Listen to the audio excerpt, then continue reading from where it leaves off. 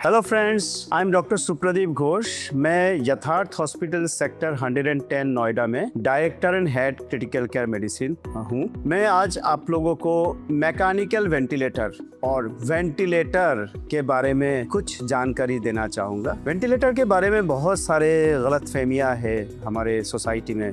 लोगों को ऐसा लगता है जो वेंटिलेटर मतलब बहुत कुछ खतरनाक कुछ होने वाला है, पर ऐसा नहीं है। हमें समझना है एक इंसान को किस वजह से वेंटिलेटर का ज़रूरत पड़ता है। जब हमारे शरीर का बहुत सारे ऑर्गन फेल हो जाते हैं किसी भी बीमारी के वजह से, बीमारी ठीक होने में थोड़ा समय लेना 48 घंटा 72 घंटा, कई बार इससे भी ज़्यादा समय लग जाता है। जब तक बीमारी का इम्प्रूवमेंट नहीं हो जाता है तब हमें जो शरीर का जो ऑर्गन फेल हुआ है उस ऑर्गन को सपोर्ट देना होता है। वैसा ही ऑर्गन है, एक बहुत अहम ऑर्गन है लंग्स। जब हम सांस लेने में दिक्कत है तो सांस के लिए हमें अलग अलग प्रकार के सपोर्ट देते हैं। शुरू में हम लोग ऑक्सीजन देते हैं, कुछ मशीनें होती है हाई फ्रीक्वेंसी ऑसिलेटरी ऑक्सीजन, कुछ मशीनें होता है हाई फ्लो नेजल कैनुला, कुछ मशीनें होते हैं नॉन इन्वेसिव वेंटिलेशन। बट ये सबसे भी जब इम्प्रूवमेंट नहीं होता है और हमें लगता है इन पेशेंट में इम्प्रूव होने का संभावना है, अगर हम लोग कुछ दिन उनको सपोर्ट प्रदान करेंगे तो हम इनको वेंटिलेटर का सहारा देते हैं। वेंटिलेटर एक मशीन है जो हमें सिर्फ हवा को अंदर पुश करता है, फिर हवा